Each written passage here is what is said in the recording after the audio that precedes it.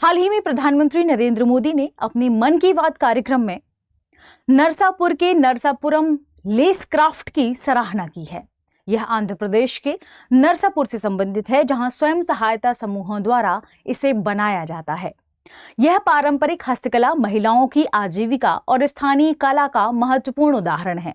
आज के सेशन में हम नरसापुरम लेस क्राफ्ट के बारे में या नरसापुरम क्रोशिया लेस के बारे में जानेंगे, इसके इतिहास के बारे में समझेंगे और जानेंगे इसकी तकनीकी के बारे में।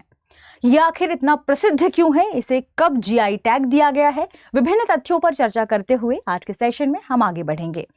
आगे बढ़ने से पहले आपके लिए एक महत्वपूर्ण सूचना है कि अगर आप घर बैठे यूपीएससी की प्रिपरेशन करना चाहते हैं तो दृष्टि आईएएस लेकर आया है एक बहुत ही शानदार कोर्स जिसका नाम है studio GS foundation live online course, जिसमें जनरल स्टडीज के सारे सब्जेक्ट, 2 साल की करंट अफेयर की क्लासेस, दृष्टि की मैगजीन, प्रिंटेड बुकलेट्स, ये सब आपको मिलने वाले हैं मात्र 24,999 रुपए में। यानी मात्र 24,999 रुपए में आप हिस्ट्री, ज्योग्राफी यानी आपके जनरल स्टडीज के जितने भी सब्जेक्ट होते हैं, करंट अफेयर की क्लास, बुकलेट्स, नोट्स, आप क्योंकि ऑनलाइन क्लास होगी तो आपके जो भी डाउट होंगे वो भी आप तुरंत पूछ पाएंगे। तो ये सारी सुविधाएं मिल रही हैं।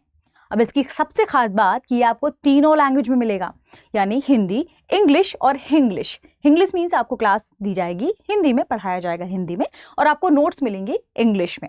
अब आप जानना चाहेंगे कि ये फाउंडेशन बैच कब शुरू हो रहे हैं इसके, तो इसका हिंदी मीडियम का बैच शुरू हो रहा है 5 जनवरी दोपहर 2 बजे से, इंग्लिश का बैच शुरू हो रहा है 6 जनवरी दोपहर 3 बजे से, और हिंग्लिश का बैच शुरू हो रहा है 7 जनवरी शाम 6 बजे से। अगर आप ये कोर्स लेते हैं और फिर इसके बाद आपका मन कर रहा है कि आप दृष्टि के किसी भी ब्रांच में जाकर ऑफलाइन क्लासेस लें, तो वो पूरे ऑफलाइन क्लासेस जब आप जहां भी करेंगे तो ये फीस उस ऑफलाइन क्लास में एडजस्ट हो जाएगी। इसका मतलब कि ये कोर्स मिल रहा है आपको बिल्कुल फ्री। तो फिर देर किस बात की, जल्दी से कॉल करें 8750187501 पर और इसका लाभ ले लीजिए, क्योंकि यूपीएससी की तैयारी समय मांगती है और आपका ये जो फाउंडेशन बैच है वो जल्दी ही शुरू होने वाला है। या आप डाउनलोड कर लीजिए दृष्टि लर्निंग ऐप। दृष्टि लर्निंग ऐप से भी आप इस कोर्स को खरीद सकते हैं। इसके अलावा आप चाहते हैं कि इसमें थोड़ा सा आपको ऑफ मिल जाए तो कोड यूज करिए गीत।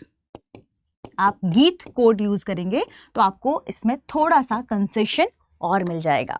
आगे बढ़ते हैं और आज की खबर की ओर लौटते हैं। आज की खबर संबंधित है नरसापुरम लेस क्राफ्ट से। ठीक है, ये आप जो देख रहे हैं नरसापुरम क्रोशिया लेस, ठीक है, और ये पूरी प्रोसेस क्या कहलाती है, एक प्रकार की ये क्राफ्ट है। आप जो इमेज में देख पा रहे हैं यही है वो क्राफ्ट, और ऐसे ही देखिए ये हुकनुमा एक क्रोशिया है। इस क्रोशिया की मदद से छोटे छोटे धागों के द्वारा इसे बुना जाता है और ये बहुत ही महीन क्राफ्ट होती है, जो कहाँ पर प्रसिद्ध है, आंध्र प्रदेश के नरसापुरम से संबंधित है। ठीक है, तो क्षेत्र ध्यान रखिएगा, कहाँ से आंध्र प्रदेश, आंध्र प्रदेश गोदावरी नदी के आसपास वाला जो रीजन है वहां पर स्वयं सहायता समूह द्वारा इसे निर्मित किया जाता है। क्षेत्र है नरसापुर, इसलिए इसे कहा जाता है नरसापुरम क्रोशिया क्राफ्ट।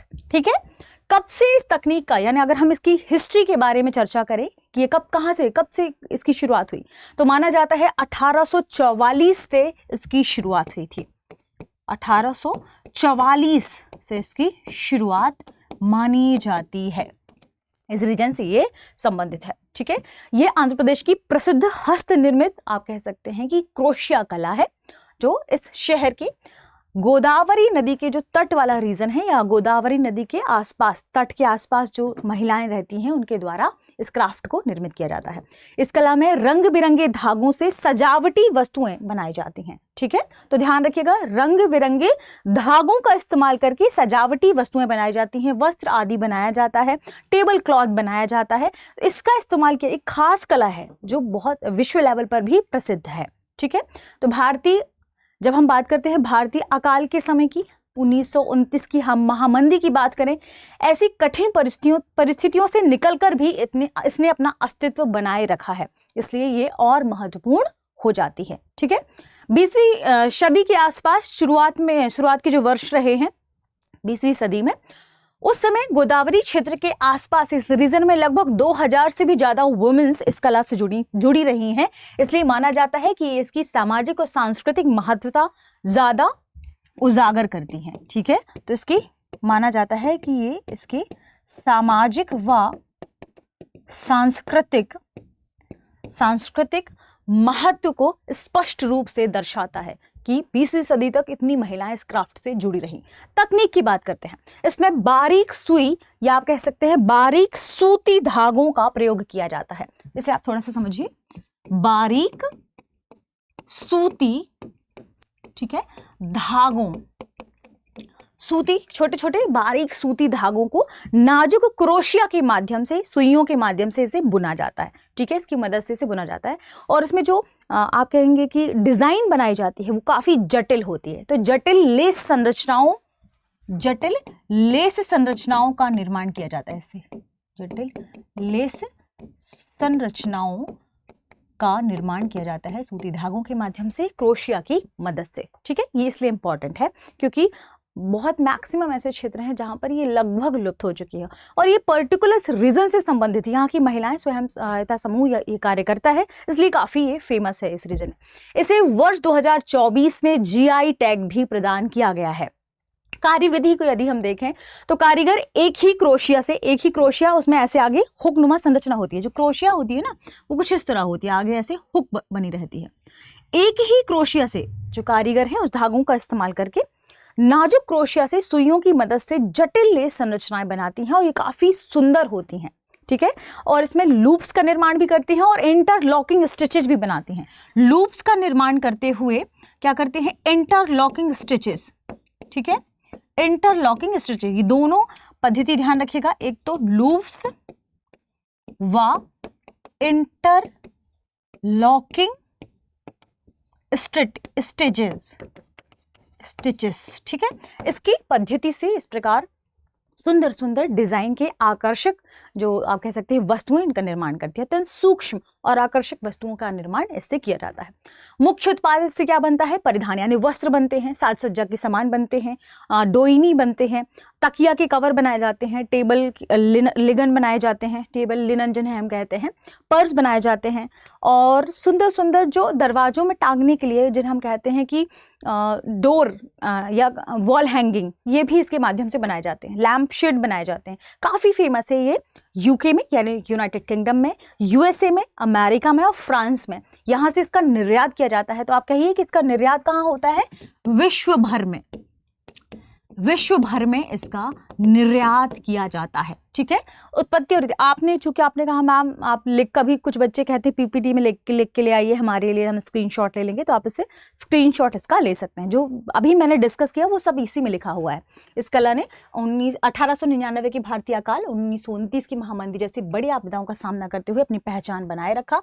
20वीं सदी की शुरुआत में गोदावरी क्षेत्र में 2000 से अधिक महिलाएं इस लेस निर्माण में जुड़ी, जिससे ये पता चलता है कि इसका सामाजिक और सांस्कृतिक महत्व है। ठीक है, तकनीक की बात की, बारीक सुई धागों को अलग अलग आकार के नाजुक क्रोशिया सुइयों की मदद से जटिल लेस संरचना में बदला जाता है। ठीक वही बात है जिस पर अभी हमने चर्चा भी किया। अब थोड़ी सा ये जान लेते हैं कि आखिर इसे सहायता और मान्यता कहाँ से प्राप्त हुई। ठीक है, इस कला को 1 डिस्ट्रिक्ट 1 प्रोडक्ट के रूप में भी पुरस्कार दिया गया है और ये शामिल है आंध्र प्रदेश की 1 डिस्ट्रिक्ट 1 पुरस्कार में। ठीक है, दूसरा ये ध्यान रखिएगा, किसी भौगोलिक संकेतक भी दिया गया है, GI टैग दिया जाता है, जिसका मतलब एक स्पेसिफिक भौगोलिक क्षेत्र से ये संबंधित है, वहां की यह कला मानी जाती है, जिससे इसको इंटरनेशनल लेवल पर भी पहचान मिल सके। ठीक है, इसके अलावा अगर हम बात करें कि और कहां से इसे मान्यता प्राप्त है, तो इंटरनेशनल लेस ट्रेड, जब भी हम बात करेंगे सेंटर की, तो इस पर भी इसे प्राप्त है।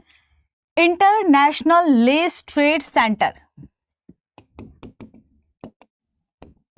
इंटरनेशनल लेस ट्रेड सेंटर, इससे भी इसको मान्यता प्राप्त है।